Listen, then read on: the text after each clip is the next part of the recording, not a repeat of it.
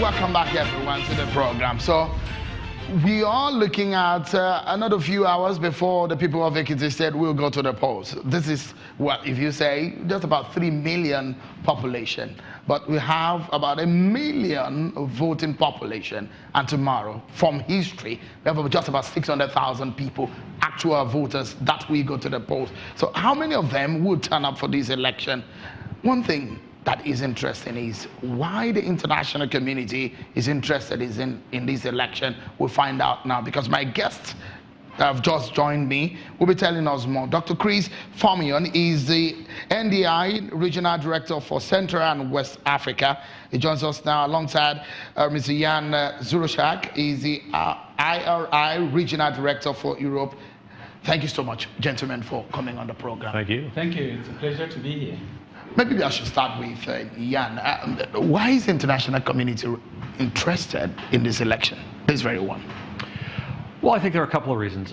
First of all, you know, I'm an American, you might guess from my accent. In the United States, all elections are run by the states. So what we learn in the states, I think, is very important for helping us understand what happens nationally. And I think that's what's going on here. We all know that Nigeria is moving toward elections in February of 2019. And I think everybody is very aware that lessons that are learned here tomorrow and in Osun later this year can be very instructive for implementing better elections in February of 2019 at the national level. Do you have fears about this election? You know, I don't think it's a question that's necessarily rightly put to us in our conversation. No, because the reason why I'm asking is you are interested in something. If you have confidence, perhaps you will not put so much of attention in it. But if you have fears, maybe that's the reason why you have so much interest in it. No, again, I think, you know, in my experience, it seems clear that 2015 was a good step forward for Nigeria. And I think we all have a common interest in making sure that that progress continues. Dr. Formion, this one is interesting. I know the National Democratic Institute is a friend to the democratic governance policy issues in Nigeria. But this time around, what do you think is critical for the international community as part of the Ekiti governorship election? Well, first of all, I should clarify that NDI and IRI are both organizations that work to strengthen and support democracy worldwide. And both organizations have been in Nigeria since the transition in 1998, 1999. And we do work in partnership with Nigerians across the board on a non-partisan basis. So all of our work is done as non-partisan observers if we are talking about elections. And also, we have monitored every election that has occurred in Nigeria since 1998, 1999. And we've seen the progress that's been made incrementally over the years. And our hope for Nigeria is that these improvements get consolidated so Nigerians can have electoral processes they're proud of. Ekiti is important because both NDI and IRI are now in the process of conducting pre-election assessment missions towards February 2019, and we thought that because there's a state election in Ekiti, we should come down to Ekiti State and watch the process and see whether some of the innovations that have been undertaken by INEC are being fully implemented, and also what lessons we can draw from this Ekiti experience that could be beneficial to all of Nigeria when we get to February 2019. From your assessment so far, I know your men have been on the ground. What is your take? Well, my take is that the people of Ekiti State are very enthusiastic about their elections. They're very proud about their engagement in politics. We've talked to a lot of young people who are very excited about the new legislation that was passed to allow young people to be able to access political office.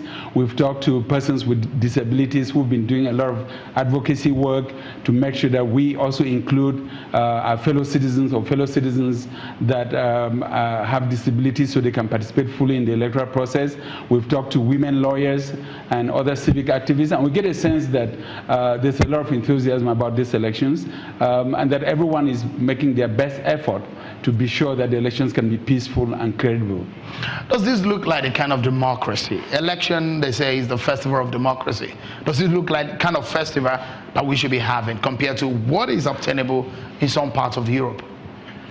Look, you know, I've spent my entire career in Europe, and I'm here to tell you tonight that what we see here today is what we see pretty much across the board, at least in the new member states of the European Union. Political parties that are out contesting elections and enthusiastic about doing so. Business people, NGOs, youth, different sorts of interest groups that are in the political debate to make sure that their lives come out better after an election than they were going in. So I think in many ways it's very, very comparable to what we see in Europe. The kind of deployment of security agents that we see in Nigeria, is it something that is also comparable to what you find in some part of Europe?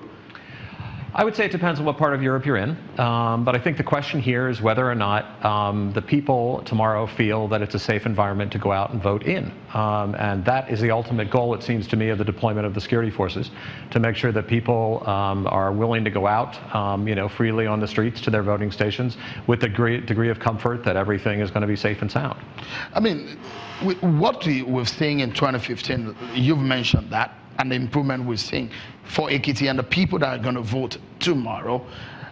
The umpire, what do you make of their preparations? Just quickly. Well, we've had a very productive meeting with the REC, the Commissioner for INEC, the chairman of the Ekiti State INEC, who has assured us that all steps, concrete steps, are being taken to make sure that the elections can go about hitch-free. About the fact that material has been deployed, and they're confident that all the material is in place, that the personnel, they've taken steps to be sure that the personnel can be deployed on time, and that their target is to make sure the polling sites open across the entire state, across all 177 wards and all 16 LGAs on time. And I think that confidence, if that confidence that for you is satisfactory. No, I said if that confidence gets translated into the reality of what we see tomorrow, I think we all will be pleased that they would have accomplished their responsibilities. Yeah, let's close the program now, and I'll allow you in one sentence each. For this election, what do you think it will turn out to be in the end, considering the security and the preparation of the umpire? Just let me begin with you, Leanne. Let me begin. The result tomorrow afternoon? No, based on what you have seen so far, right, what outcome is in your head right now? What do you see? It seems to me that based on what we've heard today, as Chris mentioned, from various authorities who are responsible, that assuming everything goes according to the planning that's been done so far, we'll get to tomorrow afternoon in a quiet environment that allows the various polling station commissions to tally a vote and get the vote to the headquarters and release a result. I would just say on the question of security that prevention is better than cure, that it's more important to have the right deployment in place to be sure that it's a peaceful process. And I think with the enthusiasm that we've seen, hopefully it will turn out to be a process that the people of Ekiti State could be proud of. That was a blink there, but I must sincerely thank you, Dr. Chris Famion. He's the NDI Regional Director for Central and West Africa, and also Mr. Jan Suroshak. He's the IRI Regional Director for Europe. Thank you so much, gentlemen, for your time. We sincerely appreciate coming on the program today. Thank you for having us. Well, that's our beat from here in Ekiti, where we're monitoring the election of tomorrow and the process leading to the election. We do hope that you stay with us right here on Channel Television. We've got all the 3 senatorial districts covered for you and the 16 local government areas covered for you. Stay with us from early in the morning. We'll give you all the juicy details that you need to know. That's our beat from here today, everyone. I'm Shion Kimale. Bye-bye.